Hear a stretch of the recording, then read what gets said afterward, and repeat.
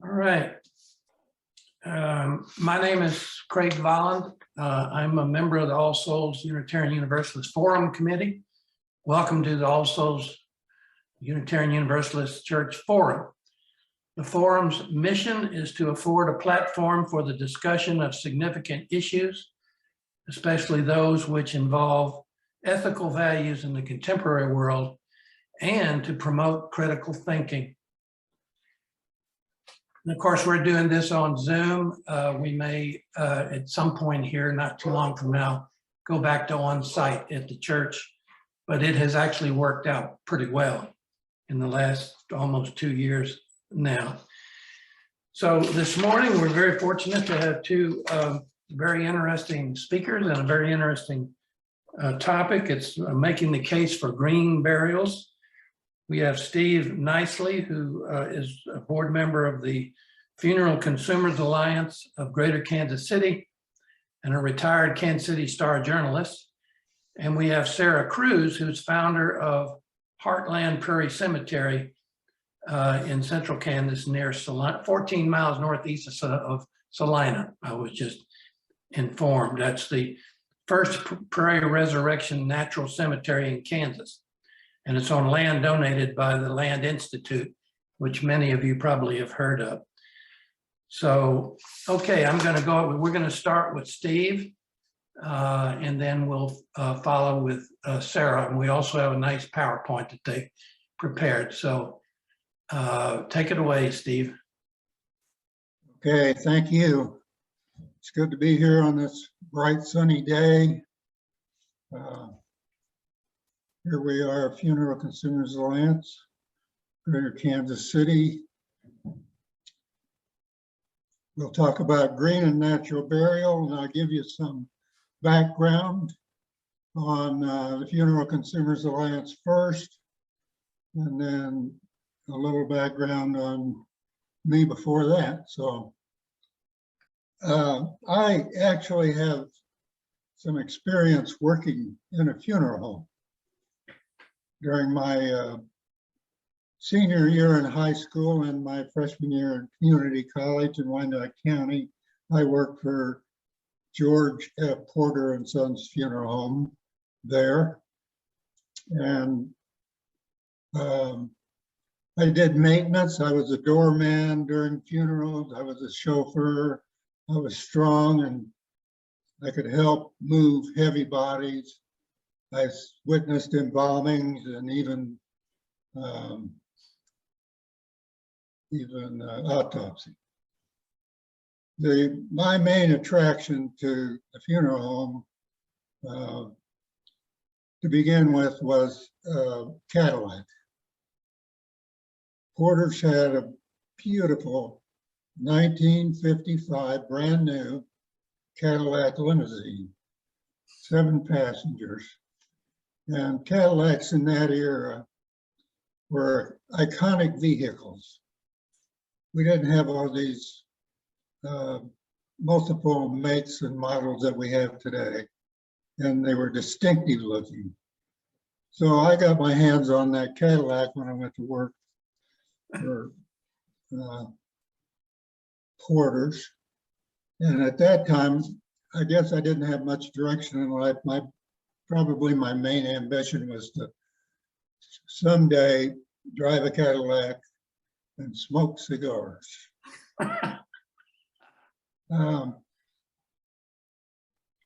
It was a wonderful job, great people to work for, routine stuff. Old people died, and that was natural, that old people were supposed to, and I really didn't relate to them too much. But then something happened that changed my life pretty much entirely. I walked into the preparation room one day to pick up some supplies, cleaning supplies or something. And there on the white marble table was the body of a beautiful young woman.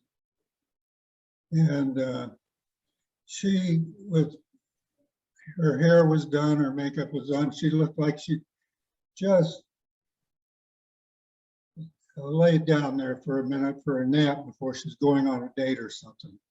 And when I saw that young woman there, it stopped me in my tracks. And I thought, oh my God, I would have been interested in her. And it turns out, you know, I was interested in her. Actually, I guess I'm still interested in her. I wrote a story about that experience for an English class at Donnelly Community College. And my instructor, Sister Mary Faith Schuster, Benedictine, read the story to the class. I was surprised at that. And then afterwards, she took me aside and she said, I think you could be a writer. And I thought, geez, maybe I could be. And basically, I just went on and got a journalism degree and then eventually worked at the Kansas City Star for 36 years. And then I retired. And one day, maybe, who knows, I'd like to be able to meet the spirit of that young woman and thank her for the tremendous impact that she had on my life over my long 84 years by her young death. So here we are, the Funeral Consumers Alliance, some background. Our mission is basically an educational mission. We provide information to families about the funeral industry, its practices, how much they charge, and what's lawful and what's not lawful. And it just all, whatever values and lifestyles they have, that's what we try to support. We're Funeral Consumers Alliance of Greater Kansas City is nonprofit, all volunteer, financed entirely by donations and grants. Our sole product is information that we provide on our website and on our mail list with newsletters, and we do that free of charge. There are about 50 local chapters of the Funeral Consumers Alliance, with the headquarters organized in South Bennington, Vermont. Our main services here are price surveys and newsletters available free on our website. The funeral rule, Federal Trade Commission funeral rule, requires funeral homes to keep standardized price lists of all their services. And it also requires them to turn over those price lists to anybody who asks for one in person. And there are actually 113 funeral homes, the funeral providers in our area, including Lawrence and Leavenworth and some other outlying cities. And we, every 2 years, update that price list. And most of the funeral homes cooperate with us. We have good relationships with most of them, but a few of them don't cooperate with us. And they think it's none of our business how much they charge and why are we butting into their business. And that's when we just send our volunteers out, we knock on their doors and we ask for their price list, standardized price list in person, and they have to give it to us. So we have the prices. This is probably The most valuable thing that we do, besides offering other advice to people. So this is one of the pages of the price. It's a 4-page price list, and this is from one section of town. And the funeral homes are named. There are prices for 3 basic types of funerals: phone number and address, just basic good information. These listings make it easy to compare prices because there's a big difference between them. Here you can see the difference. The survey contains the prices of the 3 standard types of funerals. And the standard funeral is, it includes embalming, it includes visitation, and it includes a service. It does not include, none of these prices here include a casket. That's going to be added extra, depends on how much you want to spend for one. And it does not include cemetery prices. So you need to be able to know the average price for a standard funeral here is close to $6,000 in our last survey. You put in the casket, a moderate price casket, and the cemetery costs, and it's easy $10,000 or more. Well, but 6,000, and then you can see the price range on the right is the lowest price is almost half of that, and the highest price is much higher. And then immediate burial, it just means no service, no embalming, no visitation. It's an immediate burial of the body. That knocks off close to $3,000 from the price. And the range is, the lowest is less than 1,000, and the highest is 5 times more. The direct cremation then is what more and more people are having done these days. The average is 1,700, and the range is tremendous. I mean, from $675 to $3,500. So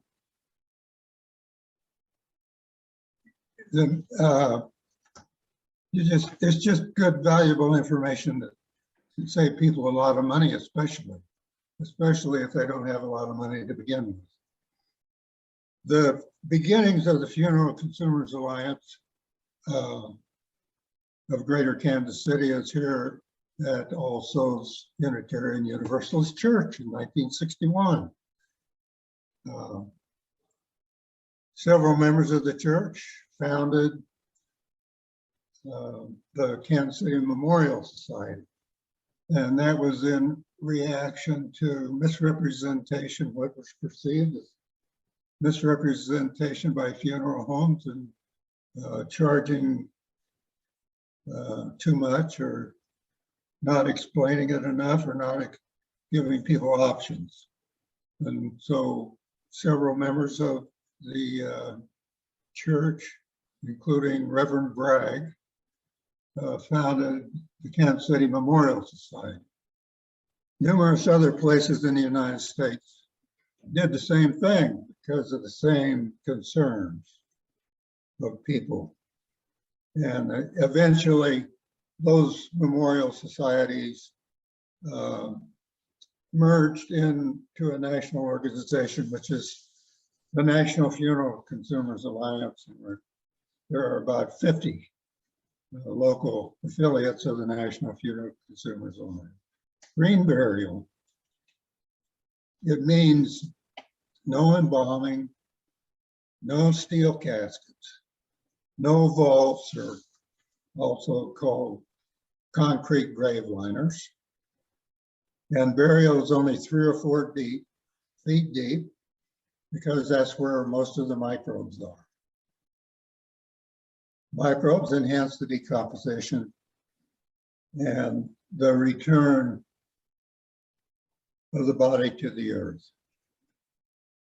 Burial also has to be in a biodegradable container, the wood, shroud, cardboard, wicker maybe, and just put in the grave, and the filled dirt is put on top of the body right directly. For 10 years, we could not find a single cemetery. There's about 80 cemeteries in the metro area, and not a single one that would allow natural burial. And then we found one, the 1 acre Highland Cemetery of Prairie Village on West 65th Street. It was founded in the 1860s when all burials were green. Its aging sexton was ready to turn over the responsibility to others. And so 3 of our Funeral Consumers Alliance board members and 2 other members of the community formed a nonprofit corporation and assumed its management in 2015. It had 150 grave sites available for sale at that point. And by 2020, it was sold out. And most of the people who bought those graves were seeking eventual natural burial. This is a newsletter story about it, and it's also available on the website. So why was there so much resistance? If you're in the cemetery business, there's some good reasons for it. As one cemetery manager told me, there ain't no money in it. There are no profits from embalming, steel caskets, or vaults. Plus, there's increased maintenance costs. Vaults allow the packing of the dirt on top of the vault, and so you can have a level surface on top, put sod on it, then mow it the next day. With a natural burial, there's no packing. You want that oxygen to stay in the dirt. And the mound is left on top to settle over time with weather. And then later it can be leveled. So there's more maintenance involved. Less profit, more maintenance. This is his first green burial at Highland Cemetery in probably a century. Donis Moore Perlman of Shawnee wanted a natural burial, and her son, Kevin, saw that she got it in 2017. Her body was buried in a cardboard casket. And he ordered it from a website for $200. The funeral home charged $1,000 for the direct burial and refrigerating the body for a few days. And the grave and the digging cost $1,200. The total was $2,400 for the whole thing. This is my childhood friend, Nick Delano. He was buried in a large size shroud because he was a big man. It had a board at the bottom for stability. It had 3 handles on each side so that it could be carried. And when the body was placed in the grave, then members of the family and other friends helped fill the grave, including his grandson. Here's Nick's graves after we leveled it and put grass seed on it. it wasn't that much trouble, really. Terry Woodbury, who's with us today, wanted a gravesite at Highland Cemetery, but it was sold out. And so he bought one from somebody who had an extra, paid about $2,500 for it. And when I took him up there to show him where it was, he had to lay down on the ground and test it out. There's another natural burial in a cardboard casket, and that's Lyle Van Fleet. He was one of the board members for the cemetery and also for the Funeral Consumers Alliance. So we really miss Lyle. Here's something that more cemeteries are starting to offer, and that's a modified natural burial. They have policies against natural burial for all those reasons. They can offer a modified natural burial. And that's where the container is put in the bottom of the grave on the ground, and then they take the vault, take the lid off of it, turn it upside down, and then lower it over the container. And then they can pack the dirt on top, pack it down. It reduces the maintenance costs. This is modified natural burial of Ron McGill, Bev McGill's husband. Here they are, Ron and Bev McGill. They had 11 children and lots of grandchildren. But Bev, the one who recruited me to be on the board, also was an activist. She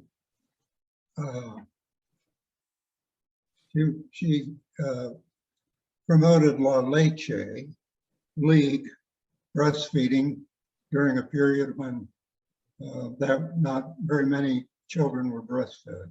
And then she joined Kansas Advocates for Better Care for the Elderly. And then she joined the Funeral Consumers Alliance. And it caused her daughter, Tina, to ask her when she joined the Funeral Consumers Alliance. She says, "Gee, Mom, first babies, then old people, now dead people. What's next?" Other cemeteries now offer natural burial. And there are two of them here in town that do. The Elmwood Cemetery at 4900 East Truman Road started offering it about 2 years ago. And then just now, you're the first to hear about it, the Longview Cemetery in South Kansas City has a new green burial section. So they're the only two now that are open to the public that allow it. Jewish and Muslim cemeteries do, but are not open to the public. So also Oak Hill Cemetery in Lawrence, Mount Muncie Cemetery in Lansing, Sarah's Heartland Prairie near Salina, and Sugar Creek and Green Acres cemeteries near Columbia, Missouri do. This is newsletter story on the left about the Elmwood Cemetery. When it started in 1872, most all the graves were natural burial, and then they went to a policy of requiring vaults to keep the maintenance costs down. And just 2 years ago, they removed the requirement for the vaults so that natural burial can be held there again. It's the resting place for many of Kansas City's early leaders and builders. Oak Hill Cemetery in Lawrence is a city-owned cemetery. And City Commissioner Dennis Heiberger pushed for that and got it accomplished in 2008. So it was the first one in our area to make that allowance for natural burial. Other cemeteries have not experienced as much demand for natural burial, but Oak Hill is different. Oak Hill and Highland, I guess. It has sold 181 of its 251 natural burial plots. And it's had so far 33 natural burials. And this is what Heiberger said. A lot of us would like to minimize our impact on the planet on our way out. This is why natural burial is coming about, because people are concerned about the environment. 45 million board feet of hardwood, 104,000 tons of steel in caskets and vaults, 1.6 million tons of reinforced concrete, 827,000 gallons of embalming fluid, and the total amount of energy created in the transport and the manufacture of all that is quite a bit of air pollution. Okay, let me just turn it over to Sarah now. Okay, Sarah. Thank you, Steve. So yeah, I'm Sarah Cruz, and I'm the founding director of Heartland Prairie Cemetery. As we mentioned earlier, it's located about 14 miles northeast of Salina. So if you're coming from Kansas City and want to come take a look at the cemetery and walk around on our trails, you get off on the Niles Road exit and head north, and you'll come to it. So Heartland Prairie Cemetery was formed in, well, we applied for a nonprofit status in 2015, and that took a little while to go through. So we are registered as a nonprofit cemetery. It's a 501c13 is the federal designation for that. And to start a new cemetery in any state requires that you raise a certain amount of money for the permanent maintenance fund. And here in Salina, or here in Kansas, I should say, it's a pretty low figure. It was $10,000 that we needed to raise, and we held a crowdsourced funding campaign online. Got a lot of local donations, but also donations from people around the country that are very much interested in supporting this kind of burial. So Heartland Prairie Cemetery is a all natural burial ground. In other words, we are the modern green burial movement is interested not only in providing green burials, like in some of these hybrid cemeteries that Steve was just telling us about, where they do conventional burial in part of the cemetery, and then they've opened up for green burial. This cemetery is all natural practices in the way that we land management.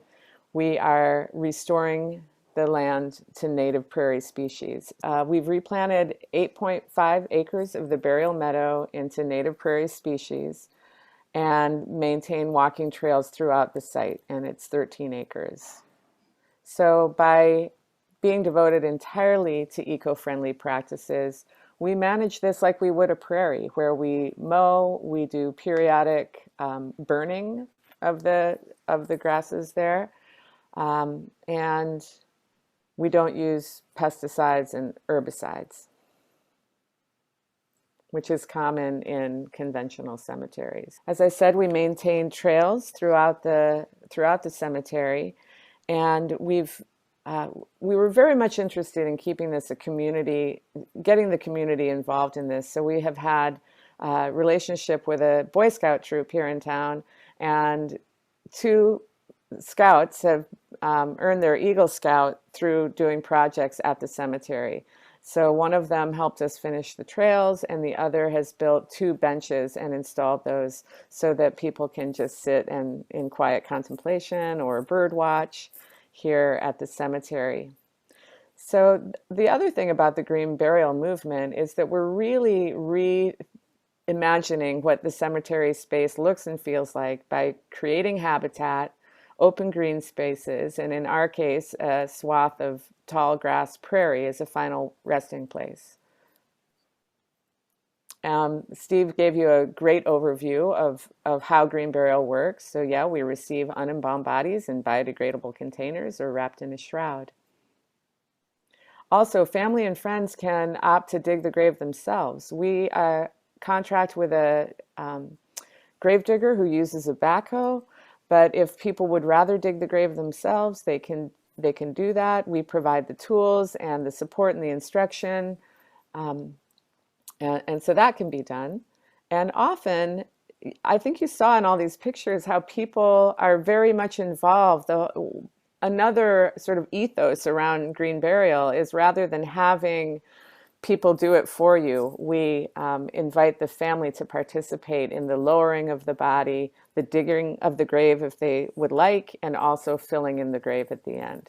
And at Heartland, we also provide native prairie seed mix that they can sprinkle on top of the covered grave. So we picked a seed mix that has a lot of flowering native plants in it as well. So depending on the time of year that you come out, you'll see a lot of flowers that are also blooming out there. And it's really beautiful. And this whole prairie restoration process takes a long time. We're looking at probably 10 years or so before it's fully established in a way that is,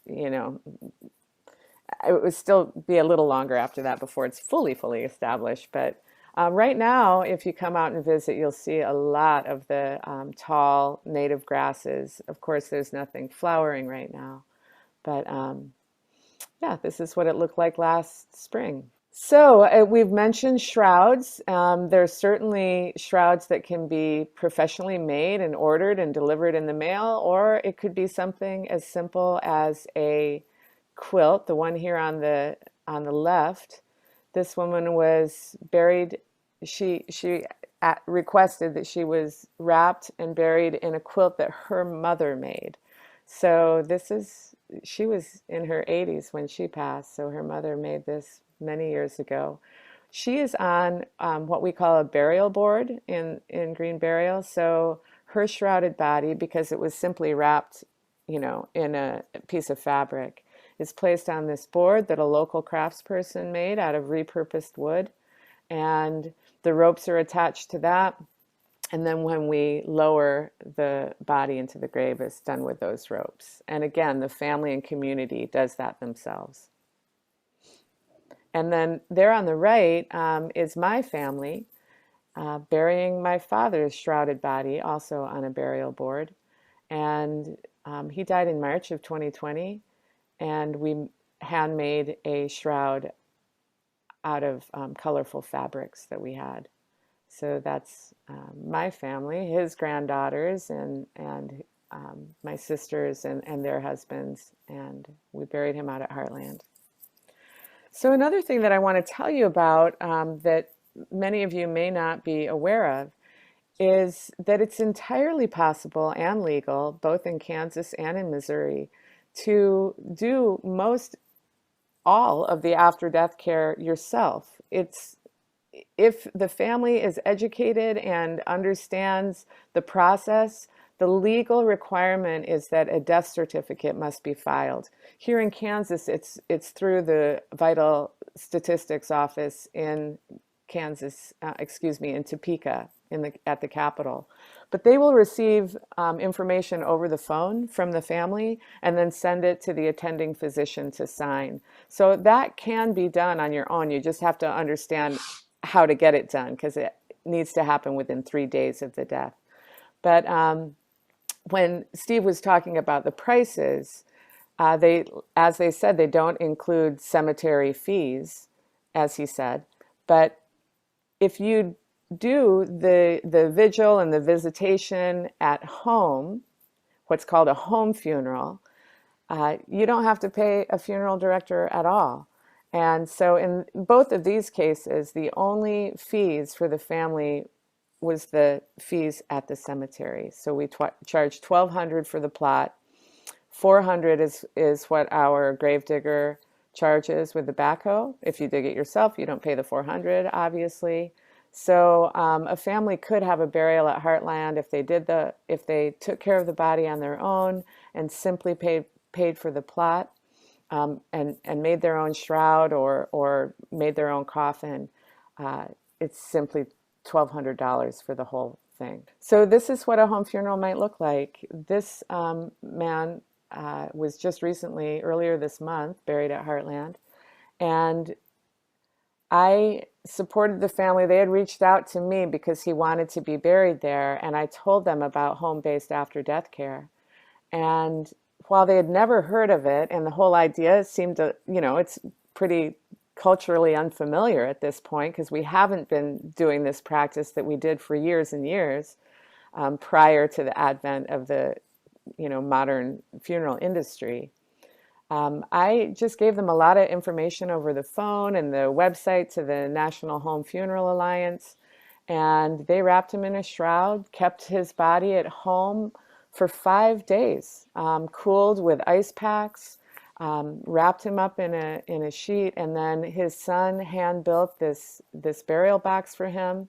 They needed to wait for family to arrive from all over the country, and it was beautiful, perfectly safe and legal. People came and honored him, had a visitation here in this room, food and drink, and then drove him out to the cemetery themselves in the handmade coffin.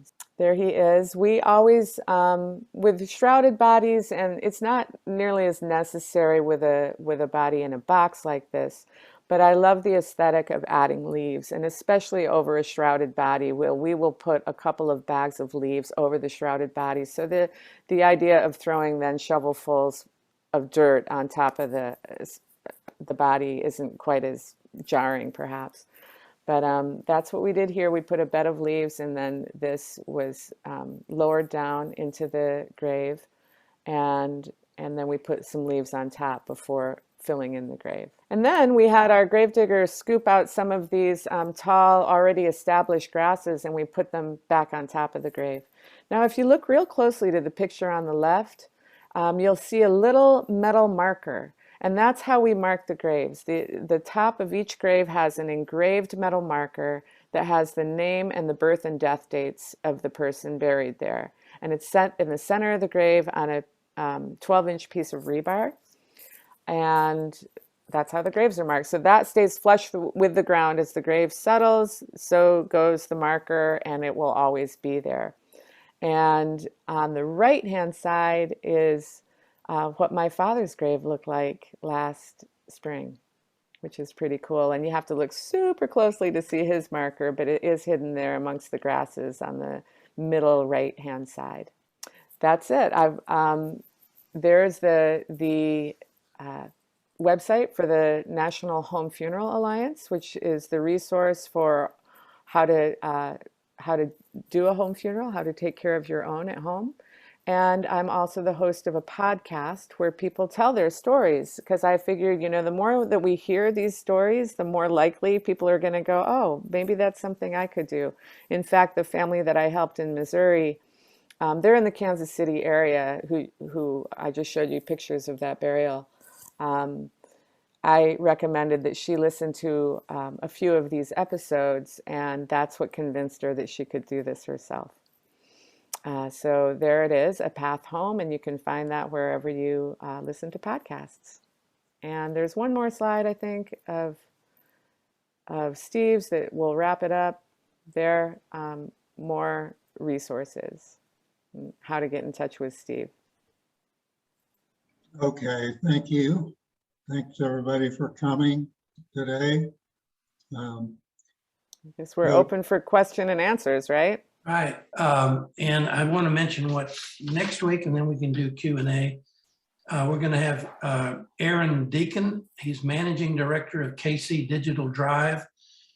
He's going to talk about the digital future of Kansas City. Carol has a question in the chat. You Oh. see that? Do you have positions on natural, modified, or cremation? Natural burial is the most simple and direct return to the earth. You might have noticed in the modified natural burial slide that body and that coffin needed to go a lot deeper into the earth. Steve mentioned earlier that 3 to 4 feet, 3.5 feet is really the sort of sweet spot for the decomposers in the ground. In order to accommodate an upside down vault, you have to go a whole lot deeper. And then you also have concrete on, 4 sides. The bottom is open, but again, the bottom of that box was probably almost 6 feet deep. And cremation, we had to sort of go through that slide in a hurry, but the way that cremation is done in this country is a very industrial procedure, burning fossil fuels at high temperatures for several hours and releasing a lot of CO2 and other things into the atmosphere. There's no regulations around modifying that. Okay, Carol My Fields. question was also meant for Steve Nicely. Okay. And, that I guess I'd like to hear more about if anybody else wants to about the other processing instead of the traditional.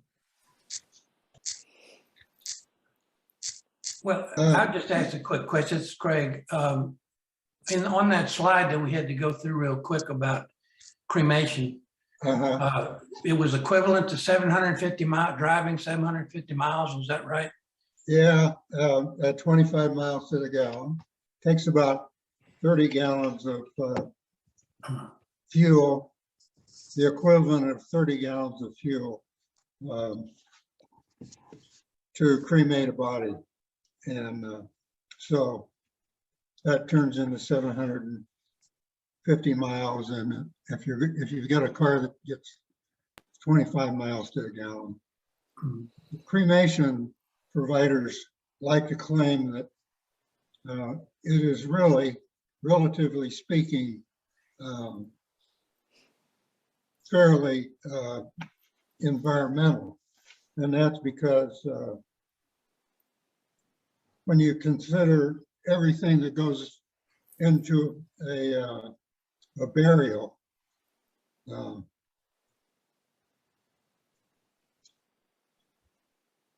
Right. All the resources that we're burying, cremation is all a the better resources alternative. we're burying, and relatively speaking, a cremation doesn't use that many resources. For instance, to manufacture the vault and manufacture the casket and transport them and so forth. Renee, would you put that aquamation back up there? Like you had, because I think we had to skip that one, and that's another I am method. trying to get back to that, yes. Because I think just to be complete, we should talk about or have Steve. It was in Steve's slides, I believe. That's right. But the pictures are lovely you have. Thank you. Oh my gosh. Well, I'm struggling with the slideshow right now, but I'll have it up in a sec. Yeah, well, go ahead, Steve. Tell we're us talking about. aquamation, which is water cremation. And it's a process that's said to be greener than fire, and I no doubt it is.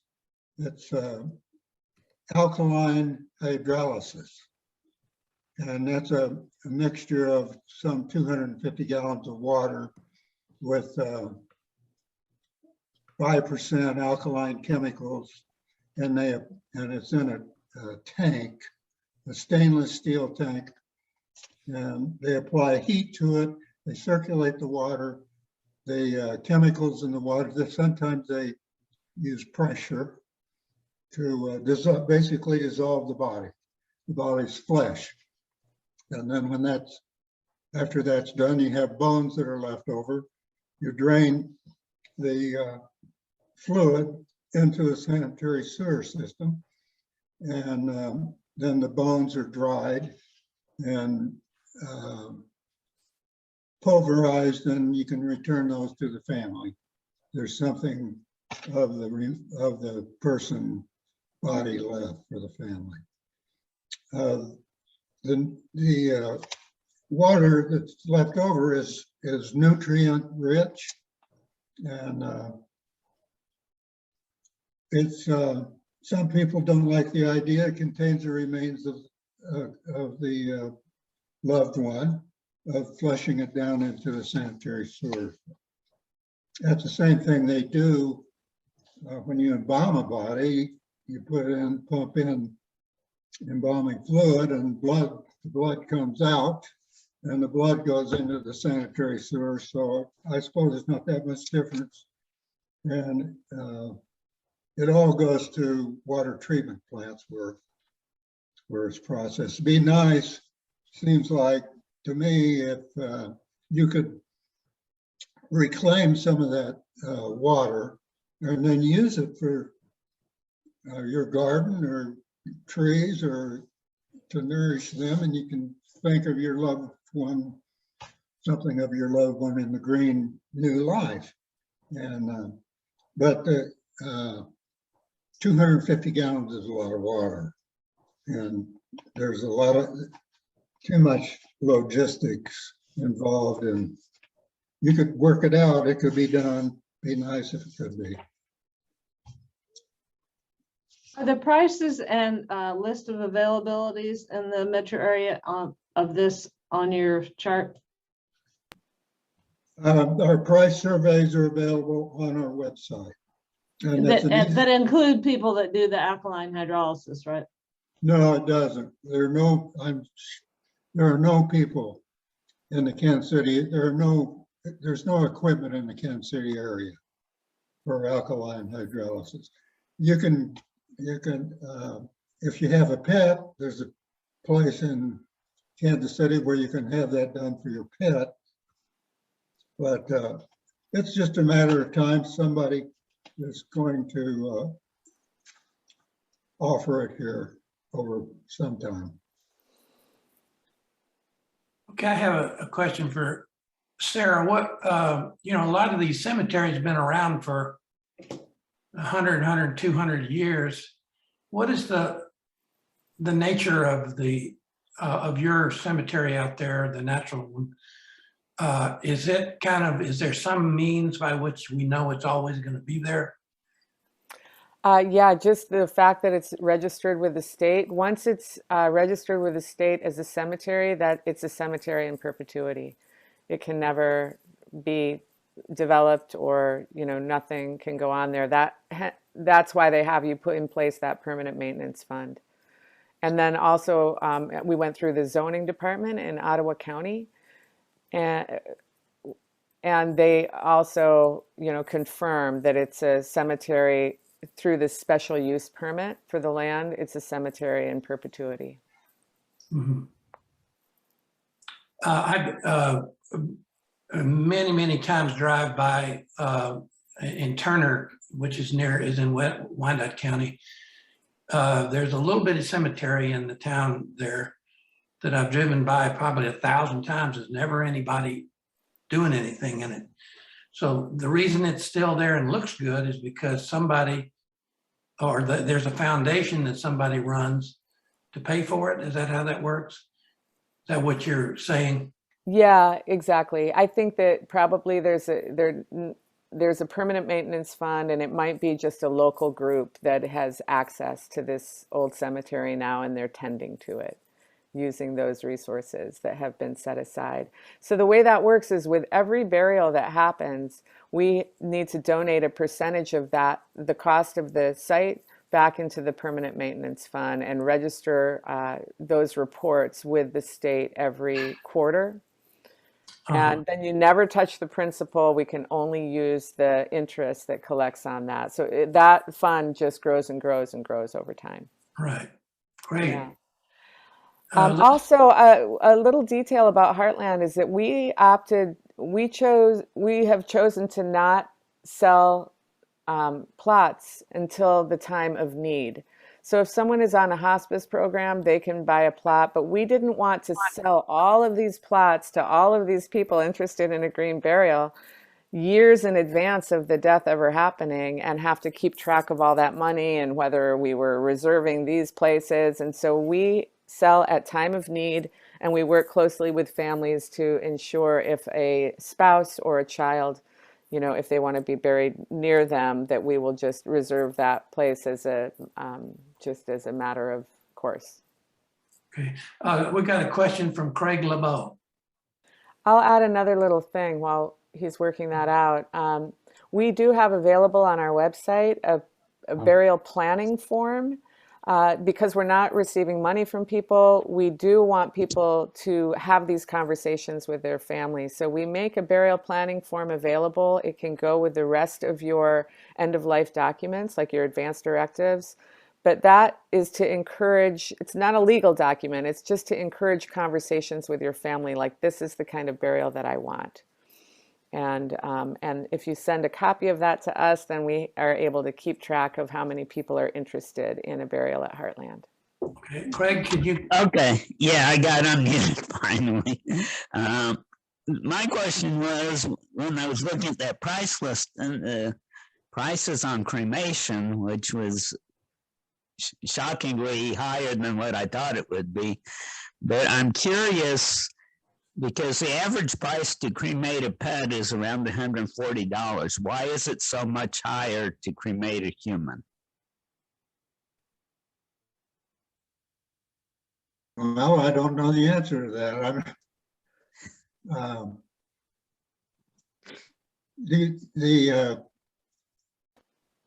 That's a good question. It's what they charge is all I can say. And there's more liability involved in it. It's a larger body that needs to be cremated. Is part of it this gouging, or? I'm hesitant to say that.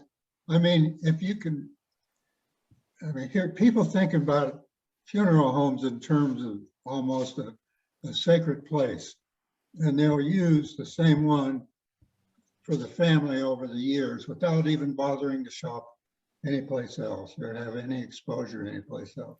So that kind of gives funeral homes, those type of funeral homes, a license to raise their prices without worrying about somebody down the street undercutting them. So I wouldn't call it gouging. In some cases, it probably is gouging. But there are definitely low-cost funeral cremation crematories. We got a question. I'm sorry. We got a question about where can you get, this is from Terry Wiggins. Where can you get an aquamation? I think you said there wasn't one in Kansas City, but where can you get one? There's a funeral home.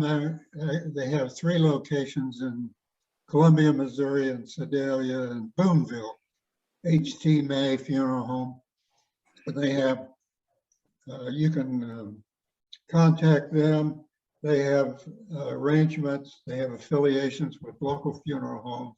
So the body is taken to H.T. May, say in Columbia, then H.T. May transports it to St. Louis where aquamation takes place, and then they probably return the remains, the cremains, to the family and from St. Louis, usually in the U.S. mail. So H.T. May Funeral Home, and they charge only about $1,100 for that whole process. I think, and that's what they've been doing it for a couple of years, and that's what the price is the same. They don't have very many people take advantage of it. I talked to Tom May on the phone the other day, and he said they have 7 to 10 of them a year. And so there's not a lot of people want to, I suppose, go to all of that traveling for the body. But there'll be one here before too much longer, probably, and we'll see. The price is probably an introductory price. Main thing about aquamation is people just don't know about it yet.